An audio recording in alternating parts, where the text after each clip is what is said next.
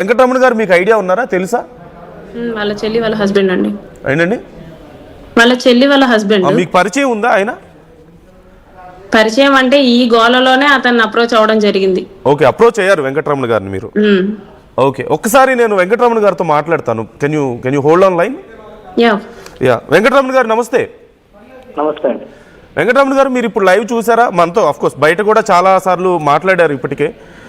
So ఇప్పుడు చర్యలు తీసుకోవాలి అల్టిమేట్గా. నేను అందరినీ కలిసాను, మిమ్మల్ని కూడా కలిసారంట కదా? అవునన్నా.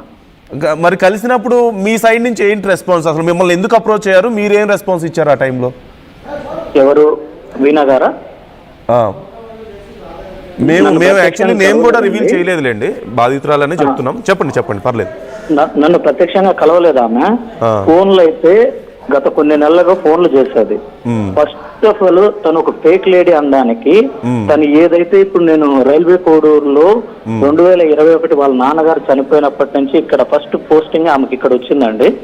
కానీ తను ఒక మాట అన్నారు మాకు ఫస్ట్ ఫోన్ చేసినప్పుడు, మాది రాజమండ్రి, నేను ప్రస్తుతం విజయవాడ కలెక్టరేట్ లో సెక్రటరీగా పనిచేస్తా ఉన్నానని చెప్పేసి నాకు ఒక మెసేజ్ పెట్టారు. ఆ మెసేజ్ స్క్రీన్ షాట్స్ కూడా ఉన్నాయి. ఓకేనా అండి? రెండోది వచ్చేసి నేను ఒక డాక్టర్ గా అడుగుతా ఉన్నానండి, అబార్షన్ టు అబార్షన్ కి అట్లీస్ట్ ఎంత హెల్దీ లేడీ అయినా కానీ అట్లీస్ట్ అన్న కొద్దిగా టైం పడుతుంది కదండి. ఆమె సూపర్ ఉమెన్ అయితే కాదు కదండి. లేదంటే నేను అంటే మహిళలను కించపరచట్లేదు. ఒక మహిళగా ఉంటా ఆమె 15-18 నెలల్లోనే 5 నుంచి 8 సార్లు 7 సార్లు అంటా ఉంది. సరే 5 సార్లు అనుకున్నా, ఇది టెక్నికల్ గా గానీ మెడికల్ గా గానీ ఇది పాసిబుల్ కాదండి. రెండో థింగ్, ఈ రోజు ఏ విధంగా అయితే నా బిడ్డను చంపేస్తా అన్నారు, లేదంటే నన్ను ఇట్లా బలవంతంగా వాడుకున్నారని ఏ విధంగా అయితే ఆమె చెప్తా ఉందో, ఇదే ఆమె ప్రెగ్నెంట్ గా ఫస్ట్ టైం ప్రెగ్నెంట్ గా ఉన్నప్పుడు తను ఎందుకు రాలేదండి మీడియా ముందుకు? అప్పుడు తన దగ్గర ఇంకా స్ట్రాంగ్ ఎవిడెన్స్ ఉండేది కదా. ఇట్లాంటి ఫేక్ డీప్డ్ వీడియోస్ తీసుకొని వచ్చేదానికంటే తన దగ్గర భయపడ్డారట ఏంటండి? అప్పుడు తన పరువు కూడా మరి ఇప్పుడు భయపడలేదా అండి? 25 కోట్లు డబ్బులు అడిగిన తర్వాత ఒకసారి మేడం మాట్లాడతారట. మేడం మీరు రెస్పాండ్ అవుతారా? వెంకటరమణ గారు 2 విషయాలు మాట్లాడుతున్నారు. ఒకటి, వెంకటరమణ గారు ఫస్ట్ గైనిక్ కాదు, he is a dental doctor. Okay, I'm a dental doctor. Is a dental doctor and అతనికి ఏమేమి మెసేజ్లు చేశానో, వాళ్ళ అమ్మగారికి నాన్నగారికి ఏమేమి మెసేజ్లు చేశానో కూడా నా దగ్గర మెసేజెస్ ఉన్నాయి. అండ్ 5 times ప్రెగ్నెన్సీ ఎలా వచ్చింది అనేసి అడుగుతున్నారు కదా, ఆ 5 time రిపోర్ట్స్ నా దగ్గర ఉన్నాయి. ఆ 5 time రిపోర్ట్స్ మీ బావమర్ది దగ్గర నేను మాట్లాడింది కూడా నా దగ్గర చాట్ ఉంది. If it goes that far, నా దగ్గర ఆ 5 times రిపోర్ట్ చాట్ కూడా ఉందండి. మీ ఓన్ బావమర్ది ఫోన్ నుంచి వాట్సాప్ చాటే నా దగ్గర ఉంది.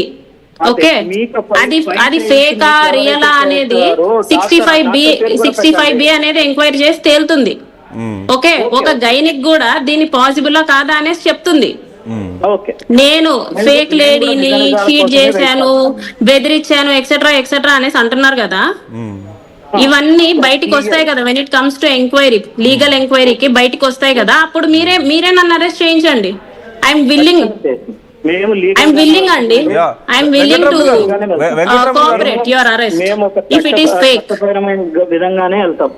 మీరు వెళ్ళండి, ఇంత డిస్కషన్ దేనికి? వెంకటరమణ గారు తన దగ్గర అన్ని ప్రూఫ్లు ఉన్నాయి. ఇప్పుడు ఒకవేళ ప్రూఫ్లు లేకుండా ఇదేమిటి? మీ బావమర్ది నుంచి నేను ఏమైనా పొందానా అంటే అది లేదే. నీ బావమర్ది నుంచి నేను ఏదైనా పొందానా అంటే అది కూడా లేదు. నేను టార్చరు సార్, నాకు 2 months బేబీ సార్. ఆ 2 months బేబీ బాలింతను కూడా అర్ధరాత్రులు అపరాత్రులు ఫోన్ చేసి, అవును ఫోన్ చేస్తున్నానండి. మీ బావమర్ది నన్ను చేసే టార్చర్ చెప్పడానికి ఫోన్ చేస్తున్నానండి, తెలుసా? నాకేమి ఇదేంటి నిద్ర పట్ట కాదు ఫోన్లు చేస్తుంది. నాకు కూడా బాబున్నాడు, నాకు నిద్ర పట్ట కాదు ఫోన్లు చేస్తుంది. 21లో ఫస్ట్ పోస్టింగ్ కోడూరులో అంటే మాకు ఎందుకు అబద్ధం చెప్పిందని నేను విజయవాడలో, అది మీ బావమర్దే చెప్పమన్నాడు. అసలు మా ఇంట్లో అమ్మ నాన్నకే చెప్పొద్దు అనేసి అన్నాడు. ఆ ఆడియో కూడా నేను ఈ రోజు మధ్యాహ్నం వినిపించడం జరుగుతుంది మీకు. వెంకటరమణ గారు ఆ ఆడియో కూడా మీకు వినిపించడం జరుగుతుంది.